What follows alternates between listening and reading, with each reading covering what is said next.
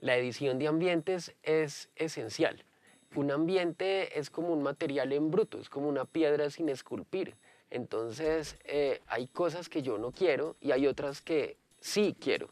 Entonces, de pronto estoy grabando ambientes de carros, por decir algo, en una calle, en la séptima. Entonces, de pronto lo que quiero es los carros. No quiero otras cosas que pueden suceder allí. De pronto pasó una buceta muy cerquita y no es el sonido que quiero, entonces simplemente lo quito. O estoy grabando perros y de pronto pasa una moto, entonces pues quito la moto y no quiero moto en medio de los perros. Y yo quiero describir un espacio, describir un lugar para mi película. No quiero algo general de la séptima, quiero es una calle con determinado sonido. Entonces, la edición de ambientes es esencial. Además de eso, yo le añado efecticos al ambiente, es decir, construyo una cama, tengo una base y sobre eso puede ser que le añade o la moto que saqué de la otra parte, o los perros, o la buceta que edité de otro ambiente y se lo añado a uno segundo, a uno tercero. Entonces, armar el ambiente es como tener un rompecabezas flexible, ¿no? Como el fondo de un rompecabezas que es flexible, es maleable. Entonces, sí, la edición de ambientes es muy necesaria. Hay un punto muy importante en el diseño de ambientes y es el tema de la edición de los ambientes propiamente. Digamos que muchas personas que trabajan en postproducción o que saben algo de postproducción creen que diseñar ambientes es solo coger un pedazo de un ambiente que se grabó y ponerlo, pero realmente es un trabajo, digamos que muchísimo más delicado. Hay que entrar detalladamente en cada uno de los ambientes, quitar los sonidos que no se quieren. Por ejemplo, si yo voy a grabar a una plaza, probablemente me va a sonar un perro en algún momento, en otro momento va a pasar una persona hablando cerca al micrófono, entonces van a haber muchos sonidos que yo no voy a querer, que no me están aportando a la película. Siempre hay que, digamos que editar pensando en qué quiero yo aportarle a la película. Entonces, claro, los sonidos de librerías hay unos buenísimos, pero tienen muchísimos elementos que simplemente van a desconcentrar al espectador o no van a aportarle, digamos, a la situación del personaje que queremos como resaltar.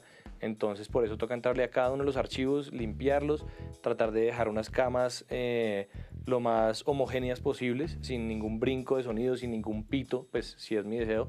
Idealmente manejar, digamos, que esos efectos puntuales ya en efectos de sonido, pero los ambientes que sean camas de sonido.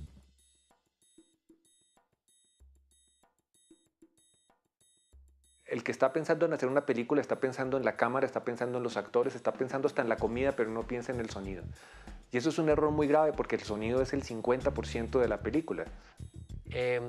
Los inconvenientes con los que me he encontrado más frecuentemente en el diseño sonoro de una película, pues número uno es que no vengan algunos, ¿no? No siempre los ambientes deben venir como parte del rodaje, pero yo siempre le pido a los sonidistas que graben ambientes. Hay algunos sonidistas que dicen, no, eso no es conmigo, mi trabajo es simplemente registrar muy bien el diálogo y no me graban ningún ambiente, ningún ruido de fondo. Entonces tengo que salir a buscarlos y las películas pues no siempre se hacen en un lugar que sea fácil de ir o de grabar. A veces son sitios distantes, a veces son lugares peligrosos que si uno no va acompañado con algo de seguridad pues no puede llevar equipos, etc. Entonces ese es el primer inconveniente, que los sonidistas no los graben.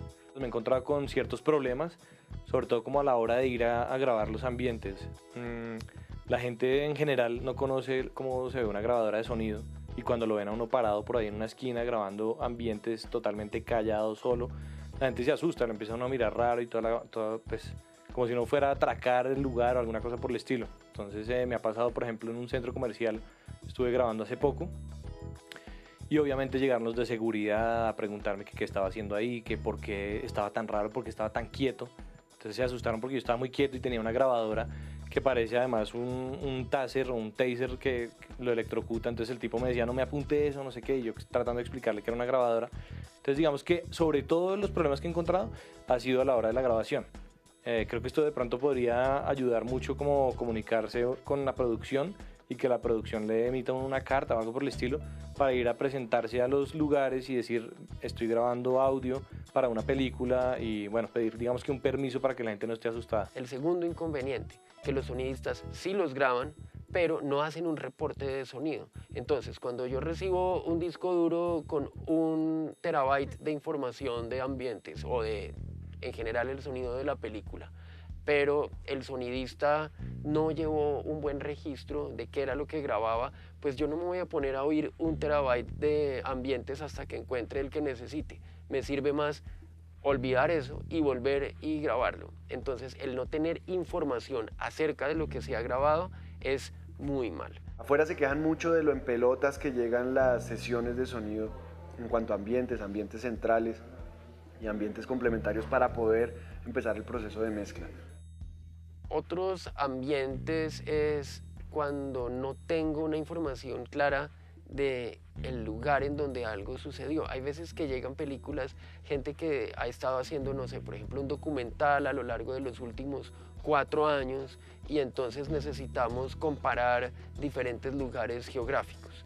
Y entonces, pues si no hay un referente sonoro o una descripción de qué queremos oír y qué no queremos oír, pues puede ser un problema. Y me ha sucedido que pongo algo que a mí me parece muy bonito, que suena bien para lo que estoy haciendo y luego llega alguien experto que ha estado en ese lugar y me dice, pero ¿cómo se le ocurrió poner tal sonido si ahí se alcanza a oír tal especie de aves y esa especie de aves está en una altura que no es páramo tal cosa, sino es muchísimo más abajo y no sé, errores de ese tipo de acuerdo a la geografía del lugar en donde se ruedan las cosas, sobre todo en documental, ¿no? Entonces, a veces hay que tener mejor información acerca de las especies que hay en los diferentes lugares que se usan para rodar los diferentes documentales. La gente que trabaja el sonido con esa seriedad y con la tradición como la de Francia, pues están acostumbrados además a ir trabajando para permitir lo que llaman la banda internacional, ¿no? O sea, poder liberar de diálogos una película y que el resto esté construido, que lo único que falte sean las voces. Y eso, como lo solíamos entregar aquí, era mínimo, ¿no? Era muy deficiente.